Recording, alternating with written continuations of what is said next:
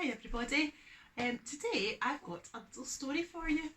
I think over the next little while I'm going to have a look and see if I can find stories from around the world and different legends and things. So for today I've got one from Ireland and it is called The Giant's Wife. So here we go. So here's our giant. Oops, you can see him.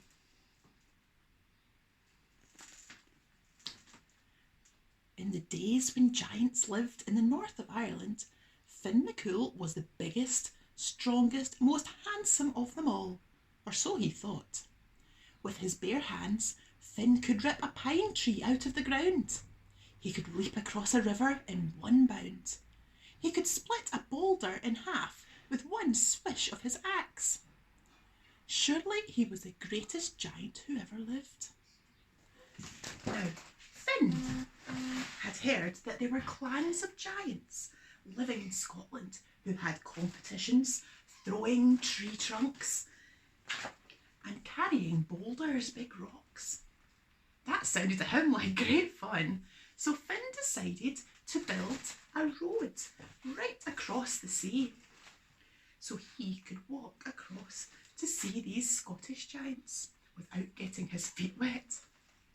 Pulling on his big black work boots, he kissed his wife, Una, goodbye and promised, "I'll be back in about a week, 10 days at most." And off he went over the hills to the coast, to the sea. Finn began to work hard, ripping rocks from the mountains and throwing them into the sea until they piled up and began to make a road. He was only 3 days into the job when a friend of his came to the seashore. "Finn, I don't mean to worry you, but there's a little story going around about a strange giant who's on his way to your house to flatten you. Some say that he jumped across the sea from Scotland without needing a boat or a bridge. People say he keeps a thunderbolt in his pocket. I heard too that he has a magic little finger with as much strength in it as 10 men put together." "I don't believe a word of it," said Finn, but secretly he was a little bit worried. "One thing's for sure," his friend said. "The stranger knows that everyone thinks that you are the biggest, strongest and most handsome giant in the land. And he doesn't like it one bit. He's made up his mind that he's going to find you." "Oh, well, we'll see about that," said Finn. "I'm going home right now and I'm going to wait for this giant. If he dares to show his face at my door, I will stamp on him and squash him." Although Finn sounded very brave, he was actually a bit worried. The minute Finn arrived home, he sat down glumly at the kitchen table and he told Una, his wife, all about the stories of the strange giant. "If it's true, I'll be beat into mashed potatoes," Finn moaned. "Oh, you men are always boasting about your muscles, but sometimes you should use your brains instead," Una laughed. "Now do as I say and leave everything else to me." So Una had a look and quickly found 9 round, flat stones, and she put them on a plate with 1 round oatcake, rice oat biscuit. And she cleverly marked the oatcake with a thumbprint to see which one it was. And meanwhile, Finn built a giant baby's cradle. He put it by the fireside, just as Una had told him to. But just then, Finn and Una felt the ground shaking underneath them as a big shadow came across the house.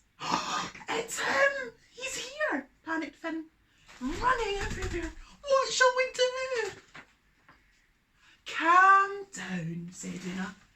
giving her husband a baby's bonnet and a night dress. Put these on and go and get into the baby's cradle. Finn was too scared to argue, so he put on the night dress and the hat and he climbed into the cradle just like a baby. There he is. So he's even got his bottle of milk.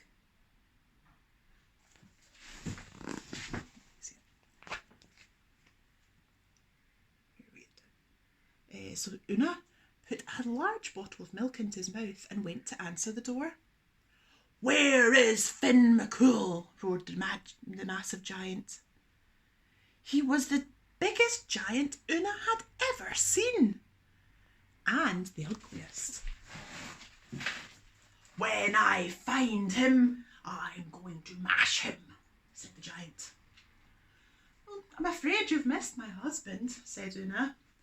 "He is away at the coast, building a road over the sea to Scotland. But he'll be finished by tea time. You can come and wait for him here if you like." The big, massive giant growled something under his voice. Maybe thank you, maybe not. And Una asked him to come inside. "Well, you'd better come in and have something to eat. You're going to need your strength if you're going to fight my Finn. I have to say, you look like a dwarf beside my husband. You're very small." Oh, in the cradle, Finn's teeth began to chatter. What on earth was his wife doing? He's going to annoy him, that's not good. "Have an oat cake," Una offered the stranger, putting one of the round, flat rocks onto a plate. The greedy giant crammed it into his mouth and took one huge bite. "Ow!" he roared, spitting bits of teeth all over the table. "Oh dear, didn't you like it?" Una said. "They're the baby's favourite." She gave Finn the oatcake with the thumbprint on it.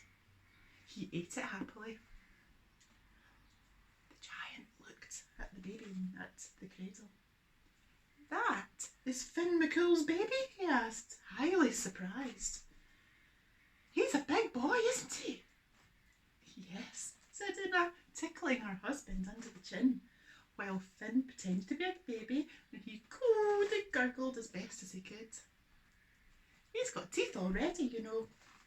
Here, put your finger into his mouth and feel. Go on."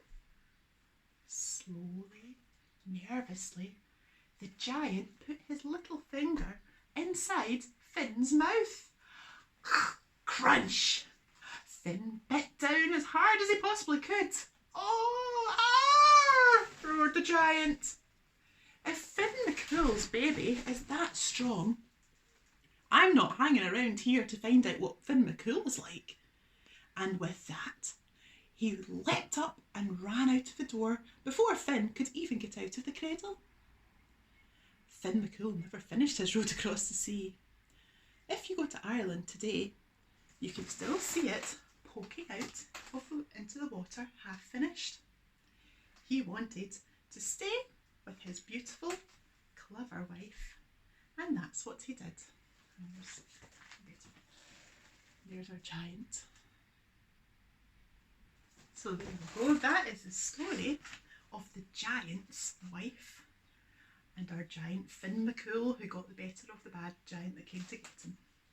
So that's our first story, and we'll maybe have some more. But I hope you enjoyed that, and we'll see you soon. Bye bye.